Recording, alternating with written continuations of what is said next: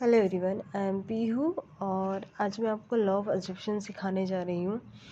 और जैसे मैं बता रही हूँ, अगर आप इसे वैसे अप्लाई करते हो तो आपकी लाइफ में रिजल्ट दिखना निश्चित है।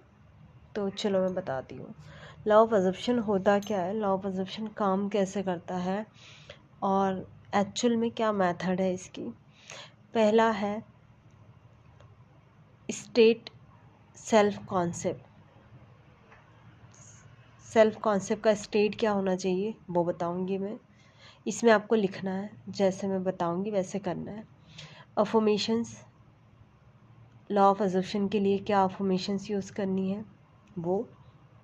द 3D से कैसे डिटेच होना है।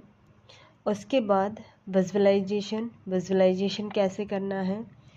उसके बाद रिमेंबर, क्या चीज़ आपको याद रखनी है। उसके बाद है मेंटल डाइट, कि आपकी मेंटल डाइट क्या होनी चाहिए।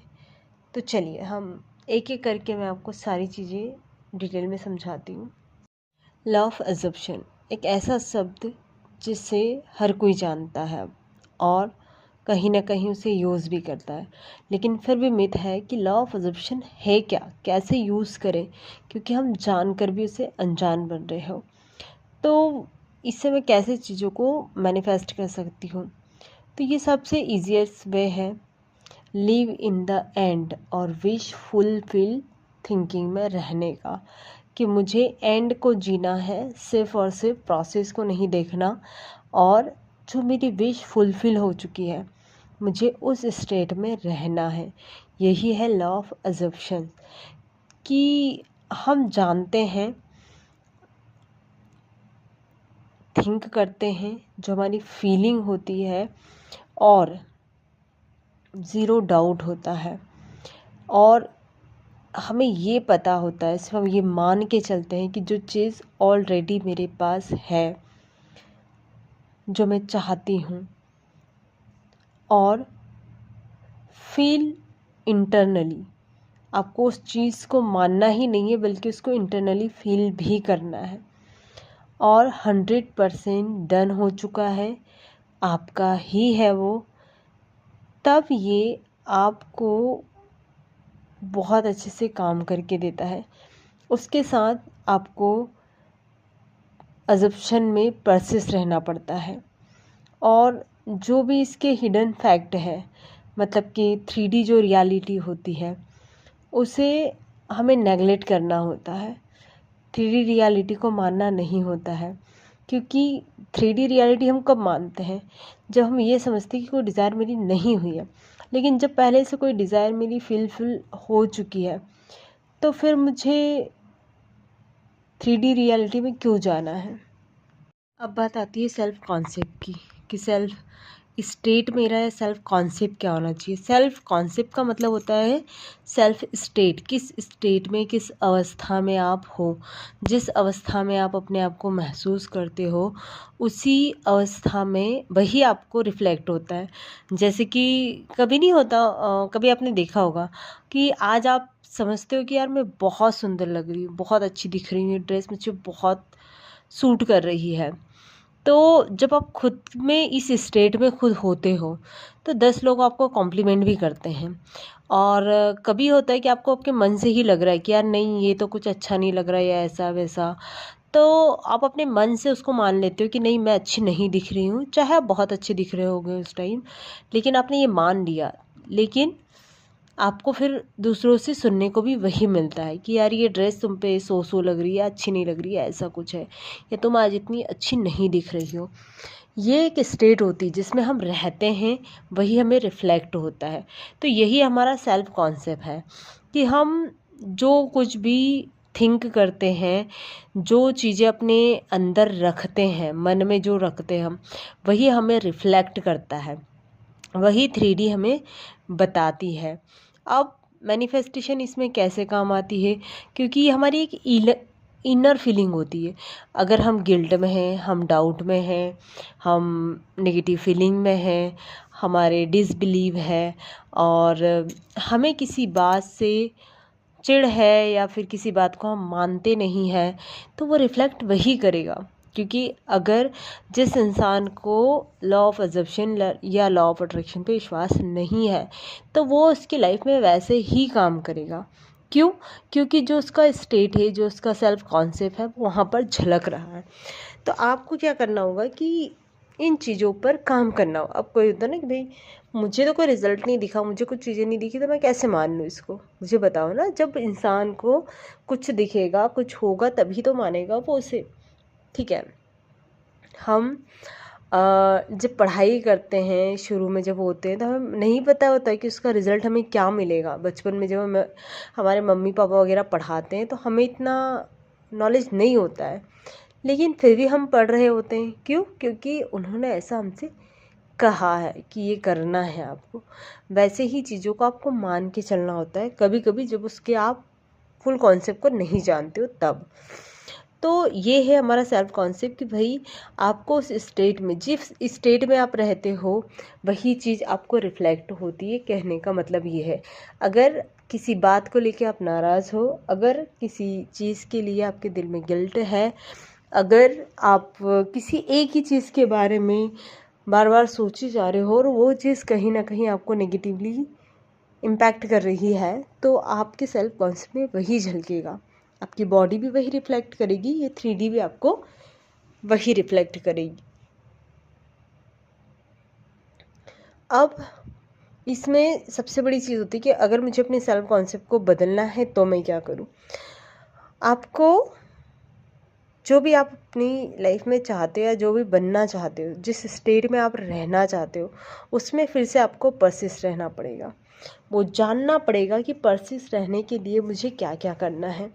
एक तो फीलिंग हर बार आती है हमारी कि फील इज़ रियल, कि आप ना रियली फील करने की कोशिश करो किसी चीज़ को। कि मानो चलो ठीक है, कोई चीज़ आपके पास अभी नहीं है या मैनिफेस्टेशन को आप अच्छे नहीं जानते हो, लेकिन 2 मिनट ये चीज़ विश्वास करने में क्या जाता है कि मैं इस चीज़ को फील करके तो देखूं, मैं इस चीज़ को बार बार विजुलाइज करके, अफर्म करके तो देखूं, नॉट अ नेगेटिव सेल्फ के साथ। क्योंकि जब डाउट वगैरह लेके आओगे, अब सेल्फ कॉन्सेप्ट के लिए मैं क्या टेक्निक लगा सकती हूँ, तो आप जो भी टेक्निक लगाओ, आपको याद रखना पड़ेगा कि जब मैं कुछ कर रही हूँ, मेरे ओल्ड स्टेट से निकल रही हूँ, तो आपको कहना है कि बट मैं मतलब इससे निकल तो रही हूँ, लेकिन इससे निकलने के बाद जो नया होगा तो इज़ इट वंडरफुल, कि जो भी होगा वो बहुत खूबसूरत होगा, है ना। इस चीज़ को हमें कि इज़न्ट इट वंडरफुल, कि कितना खूबसूरत है मेरा जो न्यू सेल्फ कॉन्सेप्ट है ये। फिर उसके बाद आती है दैट, कि भाई क्या आई डिज़ायर, कि भाई आपने जो भी डिज़ायर ली है वो मेरी है, तो आई एम ग्रेटफुल कि इस डिज़ायर को मैं अपना मानती हूँ। तो आपको ये नहीं कि कहाँ है, क्या है, ये कहना है कि आई एम ग्रेटफुल कि ये डिज़ायर मेरे पास है। थैंक यू यूनिवर्स, जब हम ग्रैटिट्यूड देते हैं। फिर जो आपका सेल्फ कॉन्सेप्ट होता है वो ये होना चाहिए कि मैं जो भी डिज़ायर करती हूँ वो हियर, अभी यहाँ पर है, वो हमेशा मेरी है, और उस डिज़ायर को मैंने अभी और इसी वक्त अपने अंदर समा लिया है। ये न्यू सेल्फ कॉन्सेप्ट हमें बनाना होता है। 100% वर्दी, डिज़र्विंग और टैलेंटेड फॉर इट। मैं इस चीज़ के लिए डिज़र्व करती हूँ, मैं टैलेंटेड हूँ, मैं वर्दी हूँ, और ये सिर्फ़ और सिर्फ मेरी है, ये डिज़ायर सिर्फ़ और सिर्फ मेरी है। इस तरीके का एक कॉन्फिडेंस होता है ना, वो रखना होता है। फिर उसके बाद होता है कि भाई सिर्फ ये एक नेचुरल होना चाहिए। ऐसा नहीं कि मैं कुछ टाइम के लिए बहुत ऑब्सेस होके बोल रही हूँ और उसके बाद कुछ भी नहीं है। एकदम नेचुरल रखो इसको। फिर आपका सेल्फ कॉन्सेप्ट होना कैसा चाहिए? The women who is has it all, कि मैं वो औरत या मैं वो लड़की हूँ जिसके पास सब कुछ है। मैं मास्टर मैनिफेस्टर हूँ, being wanted and ordered bye all. मेरे ऑर्डर को, मेरे इसको सभी लोग मानते हैं और ये ब्रह्मांड भी मानता है। मैं जो कुछ भी ऑर्डर देती हूँ वो मुझे पेश किया जाता है। स्क्रिप्ट कर सकते हो आइडियल लाइफ की कि मेरे को क्या करना है, और किसी भी अफर्मेशन को जो आपकी मेंटल डाइट बने, अभी अफर्मेशन पे हम आएंगे कि वो आपकी मेंटल डाइट होनी चाहिए। अब है सेकेंड पॉइंट हमारा, थर्ड पॉइंट अफर्मेशंस कि 3 और शॉर्ट, 2 और 3 शॉर्ट सेंटेंसेस होने चाहिए, मतलब एक लाइन की अफर्मेशन होनी चाहिए हमारी। फिर हमें उस स्टेटमेंट में रहना चाहिए। उसे कब सुनना चाहिए? तो ड्राउजी स्टेट में, जब आपको नींद आने लगी हो उस टाइम लूप पर लगाकर उसे छोड़ दो, कोई सब्लिमिनल सुन लो। फिर उसके बाद आपके जो बिलीफ होंगे उस पर वो काम करने लगेगी। एक टेक्निक कर सकते हो कि आपको आज दिन में 108 बार ये अफर्मेशन बोलनी है, अगर टेक्निकली बोलना चाहते हो तो, कि मैं दिन में 108 बार इस अफर्मेशन को बोलूँगी, जो भी आपके सेल्फ कॉन्सेप्ट की हो सकती है या आपके डिज़ायर से रिलेटेड हो सकती है। ठीक है, फिर आपने उसे चूज़ कर लिया। फिर अफर्मेशंस ईजीएस्ट वे होती है हमें, जो बहुत अंडरस्टैंड हो सकती है, मतलब बहुत जल्दी अंडरस्टैंड होती है, और ये कभी भी हमें उसमें नहीं फंसाती कि क्यों, कैसे, कब, क्या, क्योंकि रोबोटिक अफर्मेशन है वो बहुत फास्ट काम करती है। सिर्फ उसको चाहिए रिपीटिशन, परसिस्टेंस, और परसिस्ट जब हम रहते हैं तो ये हमारे सबकॉन्शियस माइंड को इम्प्रेस करती है, और जो मैनिफेस्टेशन है वो 3D में हमें ला कर देती है। उसके बाद है कि फीलिंग कैसे लाऊं मैं, अगर मुझे कोई अफर्मेशंस करनी है तो मैं उसके लिए फीलिंग भी मेरे लिए ज़रूरी है। अफर्मेशंस में फीलिंग की ज़रूरत नहीं होती जब रोबोटिकली करते हैं। अगर आप नॉर्मल करते हो तो आप उसे बोल सकते हो वैसे। तो आपको किसी बिलीफ की भी ज़रूरत नहीं है, किसी फीलिंग की भी ज़रूरत नहीं है, सिर्फ और सिर्फ रिपीटेशन की, क्योंकि इसमें रिपीटेशन ज़्यादा मांगता है। रिपीटेशन के बाद आपका बिलीव बनने लगता है, आपके विचार, आपकी फीलिंग, आपके सब इमोशन बदलने लगते हैं, और आपको सिर्फ वहीं पर ध्यान रखना चाहिए, और रिजल्ट पे नहीं बल्कि अपने काम पर ज़्यादा ध्यान रखना होगा कि मैं कितने टाइम, कितना लंबा या कितना ज़्यादा इसको अफर्म कर सकती हूँ। ठीक है, फिर विजुलाइजेशन करना होगा आपको। सेट कर सकते हो बेड पे जाने से पहले या उठने से पहले कर सकते हो, ड्राउजी स्टेट में जाके कर सकते हो सेट जब भी करना होता है, क्योंकि ये नेविल गोडार्ड की टेक्निक है तो वो सेट प्रीफर करते हैं। थिंक, मतलब ऐसा सोचो कि वो सेट जो है बहुत शॉर्ट हो, नेचुरल हो, और ज़्यादा वाइड नहीं हो। सीन ऐसे फर्स्ट पर्सन में करना है आपको, जैसे कि बहुत इजी, सिंपल, और फुलफिलमेंट की जो डिज़ायर आपकी वो होनी चाहिए, उसमें आप ये कर रहे हो। फिर 5 सेंसेस का हमें यूज़ भी करना है, जैसे कि स्मेल कर लो, उसका टच, देखना, फिर उसे सुनना, उसे, जितने भी सेंसेस हैं हमारे उनका हमें यूज़ करना है किसी भी डिज़ायर के लिए। जैसे कि मानो आपको कोई गाड़ी लेनी है, 5 सेंसेस का मैं इसमें यूज़ कैसे करूँ। एक गाड़ी की स्मेल अलग सी होती है, जिसमें हमें थोड़ा, क्योंकि हर किसी को अलग अलग लगता है, जैसे किसी को घबराहट होती है, कुछ होती है, तो आप जैसे गाड़ी में बैठोगे तो एक अलग सी फीलिंग उसमें आती है। उस फीलिंग को लेके आओ। फिर गाड़ी को हम टच करते हैं तो कैसा लगता है, फिर उसे देखते हैं तो कैसा लगता है कि भाई हाँ, गाड़ी को हमने देखा है। तो ये हमारे, उसका हॉर्न कैसा होता है वो सुन लिया हमने, पर्टिकुलर हर चीज़ का, जैसे बस का हॉर्न अलग होता है, ट्रक का अलग होता है, कार का अलग होता है। इस तरीके से हम 5 सेंसेस का यूज़ कर सकते हैं उस चीज़ में, हमें उससे जोड़ना होता है। इससे क्या होते हैं, क्योंकि हम जब इन चीज़ों का यूज़ करते हैं तो हमारे न्यूरो पाथवे नए बनते हैं। अब न्यूरो पाथ कैसे बनते हैं, अब ज़रा जब माइंड की स्टडी करोगे तो आपको पता चलेगा। एक छोटे छोटे से तार जुड़ते हैं एक दूसरे से। जैसे हम एक तार होता है और उसमें उसको लगाते हैं जब करंट सब में फैलता है, वैसे ही अफर्मेशन या विजुअलाइजेशन जब हम करते हैं तो हमारे सारे न्यूरो साइंस के जो न्यूरो पाथवे होते हैं वो एक्टिवेट हो जाते हैं। लेकिन उसको परसिस्टेंस चाहिए, उसको ऐसा नहीं कि आपने अभी बोला और चीज़ें वो नहीं हुई। फिर किसी चीज़ को लूप में लगा के छोड़ दो। अफर्मेशंस हुई जैसे कि लूप में लगाया और उसको आप सुन रहे हो और आप उसको फील कर रहे हो और आपको वो एकदम रियल लग रही है, आपको किसी मेमोरी से जोड़ रही है, मतलब उसको किसी चीज़ से जोड़ो आप, किसी फीलिंग से, किसी ऐसे मोमेंट से, तो वो ज़्यादा आपको बेनिफिट देगी। उसके बाद है रिपीटेशन। इसमें भी रिपीटेशन होता है क्योंकि रिपीटेशन हमेशा सबकॉन्शियस माइंड को इम्प्रेस करता है। और विजुअलाइजेशन हम डेली टू डेली करते रहेंगे तो हमारा सबकॉन्शियस माइंड बहुत जल्दी इम्प्रेस होगा। ठीक है, किसी स्पेसिफिक डिज़ायर के लिए, किसी के लिए आप इस चीज़ को बहुत अच्छे से कर सकते हो। अब इसके बाद आती है 3D। 3D से में आपको क्या करना है कि आपको पहले ही ये चीज़ कहीं लिख कर रख लेनी है कि मेरी जो ओल्ड स्टोरी है वो आपको रिवाइज नहीं करना है।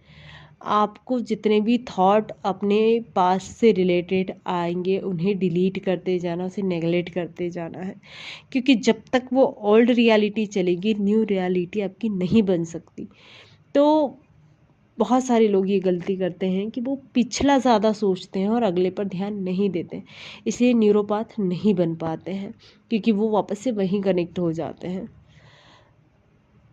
रिवाइज करना आपने स्टॉप कर दिया कि नहीं मैं अब नहीं करूँगी बिकॉज यस रिजेक्ट, क्योंकि आपको हर उस थॉट को रिजेक्ट करना होगा जो कि आपके पास्ट से रिलेटेड है, क्योंकि आपके पास्ट को आप रिजेक्ट नहीं करोगे तो वो फ्यूचर को रिजेक्ट कर देगा, आपके डिज़ायर को रिजेक्ट कर देगा। तो 3D में आपको ये ध्यान ज़रूर रखना है कि मुझे पास्ट के बारे में न किसी से बात करनी है, न किसी को कहना है, न किसी का कुछ सुनना है, सिर्फ़ और सिर्फ अपनी डिज़ायर के बारे में सुनना है, उसी के बारे में बोलना है, उसी के बारे में सोचना है, उसी के बारे में फ़ील करना है। नो मैटर व्हाट क्या हुआ मेरी लाइफ में पहले मैं नहीं जानती, मैं सब कुछ भूल चुकी हूँ और एक मैं न्यू पर्सन हूँ। ठीक है, स्टॉप वरी। आपको बिल्कुल भी चिंता करने की ज़रूरत नहीं है कि मैं इस डिज़ायर को कर रही हूँ, मैं सब कुछ छोड़ रही हूँ, इसके पीछे तो ये मैनिफेस्ट होगी भी कि नहीं। सरेंडर, क्योंकि जब तक सरेंडर का भाव नहीं आएगा चीज़ें आपसे दूर भागती रहेगी। तो सरेंडर करना बहुत ज़रूरी है। ठीक है, अब मेंटल डाइट क्या करनी है, आपको अपने थॉट को कंट्रोल करना है। मतलब वही कि आपको सिर्फ वो सोचना है जो आपको चाहिए। 3D पर ध्यान न देते हुए सिर्फ और सिर्फ आपको उसी चीज़ को परफेक्शन में लाना है जो आप जिस एरिया में आप जाना चाहते हो। फिर है 2 से 3 मिनट के लिए कोई अफर्मेशन, जब जैसे कुछ होता है ना कि हम डेस्परेट होते हैं या कुछ भी होते हैं, तो उस अफर्मेशंस को याद करो, उस स्टेट में चले जाओ या फिर अपने ब्रेन को शिफ्ट करो किसी ऐसे टॉपिक पर जो अच्छा हो। थिंक पॉजिटिव और अच्छी बातें करो, अच्छी बातें सोचो, नेचर में घूमने चले जाओ और मेडिटेशन करो, ग्रैटिट्यूड करो और किसी अच्छे इंसान से बात करो जो आपको समझता है और जो नेगेटिव टॉपिक पे बात नहीं करता है, आपको हिम्मत देता है नई चीज़ों पर फोकस करने के लिए। आर्ग्यू और डाउट बिल्कुल नहीं करना है, किसी से आर्ग्यू नहीं करना है किसी भी चीज़ पर कि ये ऐसा। बहुत सारे लोग होते हैं ना कि कुछ बता रहे तो उसको हम साबित करने पड़ते कि नहीं ऐसा नहीं, लाइफ में तो ऐसा होता है, ये चीज़ तो ऐसी होती। मत किसी को बताओ कि क्या सही है क्या गलत है, टाइम आने पर सबको समझ में आ जाता है। ठीक है, फिर अपने डाउट्स जितने भी हैं उनको लिख लो पहले तो, और कहीं जला दो कि इन चीज़ों को मुझे अब अपनी लाइफ से पूरी तरीके से निकाल चुकी हूँ। ठीक है, अपनी कोई भी अफर्मेशन को आप रख सकते हो। अब इन दी एंड आपको याद क्या रखना है कि एवरीवन यू पुश्ड आउट, हर कोई आपके थॉट से ही काम करता है, हर चीज़ आपके थॉट से ही चलती है, चाहे वो कोई इंसान हो, चाहे वो कोई मैनिफेस्टेशन हो। आप जितना सोचोगे उतनी ग्रोथ करेगी, जितना विश्वास रखोगे उतनी जल्दी वो आएगी, जितना अपने लिमिटिंग बिलीव पर अपने ऊपर काम करोगे उतनी फास्ट वो चीज़ें मैनिफेस्ट होंगी। ये चीज़ आपको याद रखनी है, क्योंकि आप मैनिफेस्टेशन में मास्टर तभी बन सकते हो जब अपने लिमिटिंग बिलीव पर अपने ब्लॉकेजेस को आप बाहर करते हो। ब्लॉकेजेस में एक और है, अगर आप किसी ऐसी चीज़ में अटके हुए हो जो बहुत टाइम से नहीं हो रही या कुछ उसमें आर्ग्यूमेंट हो रहे हैं, तो उस चीज़ को भी थोड़े टाइम के लिए साइड में करो और किसी नई डिज़ायर पर जाओ। ठीक है, मैनिफेस्टेशन कभी भी परफेक्ट नहीं होती है, और मतलब परफेक्ट का मतलब ये है कि मैनिफेस्टेशन में हमें कभी भी परफेक्शन नहीं ढूंढना चाहिए कि मैं हर चीज़ को परफेक्ट करूं। इट मीन्स कि कुछ कुछ होता है ना कि भाई ये इसी इसी तरीके से होनी चाहिए, एग्जैक्ट ऐसा ही होना चाहिए। आपको ब्रह्मांड को छूट भी देनी है, उसे बांध कर नहीं रखना है, क्योंकि कोई भी चीज़ अगर आप उसे ज़बरदस्ती बांध के रखोगे तो वो काम नहीं करेगी, क्योंकि नेचर का है, वो खुले में हर किसी को छोड़ता है, तो वो खुला ही चाहता है। तो आपको उसे बांध के नहीं रखना है, और अपनी चीज़ के लिए स्पेसिफिक रहना है। उसी चीज़ के बारे में आपको हमेशा पॉजिटिव सोचना है, अपने थॉट्स को पॉजिटिव रखना है। 3D से 3D के सर्कमटेंसेस से आपको कभी भी इफ़ेक्ट नहीं होना चाहिए, अफेक्टेड नहीं होना चाहिए। तो ये है लॉ ऑफ अट्रैक्शन की पूरी टीचिंग। आई थिंक आपको समझ में आई होगी कि आपको क्या करना है और क्या नहीं करना है। तो थैंक यू सो मच मुझसे जुड़ने के लिए।